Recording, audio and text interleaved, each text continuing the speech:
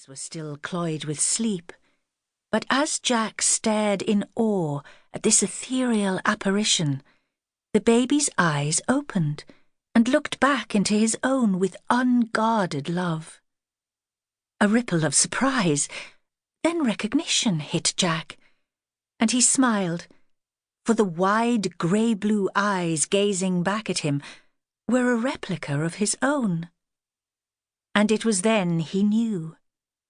He knew who the child was.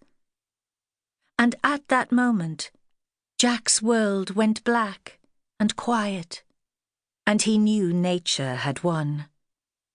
Death had come for him. Chapter 1. The Ford Estate, Sunderland. 3 weeks later, Wednesday, 27th of August, 1941. Happy birthday to you! Happy birthday to you! Dorothy bent over the crib in the middle of Gloria's neat front room and sang softly to the baby girl who was snuggled up on her side, her little thumb just touching her tiny bud-shaped mouth. Hope was sound asleep, her breathing only broken by the occasional snuffle. Gloria was putting a tray laden with 2 cups of tea and a plate of shortbread fingers down on the oblong wooden coffee table. As she sat down on the sofa, she pushed her thick, slightly curly brown hair back behind her ears and pulled her favourite cardigan around herself. She'd given up trying to convince herself it had shrunk. The fact of the matter was, it wasn't only her waist that had expanded with this pregnancy, but just about every other part of her body. Honestly, Dorothy, she's only 2 weeks old. It can hardly be classed as a birthday, Gloria said, looking at the sugar-speckled shortbread before guiltily taking a piece and dunking it in her tea. Dorothy straightened up and put her hands on the belted waist of her denim overalls that had been pulled in tight to accentuate her tiny waist and womanly hips. She frowned at Gloria, her friend, her workmate, the mother of her goddaughter. She would never have guessed a year ago, when they'd all started working at Thompson's shipyard as trainee welders, that it would be Gloria with whom she would form the closest bond. I swear, Glor, if I said something was black, you'd argue it was white.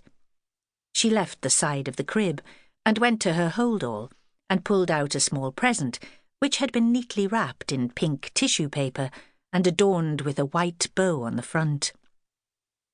She had purchased the little present from Risden's, which had the reputation for being the best baby shop in town. Dorothy handed the gift to Gloria. You open it on Hope's behalf, she demanded. Gloria pursed her lips, a little embarrassed as she took the present. You should be saving your money, she reprimanded her friend. This was so like Dorothy, as frivolous with her money as she was about life.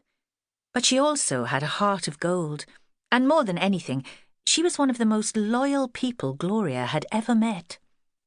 Take away all the bluster and showiness, and you were actually left with a surprisingly solid and steadfast young woman, someone who would stand by your side whatever the circumstances.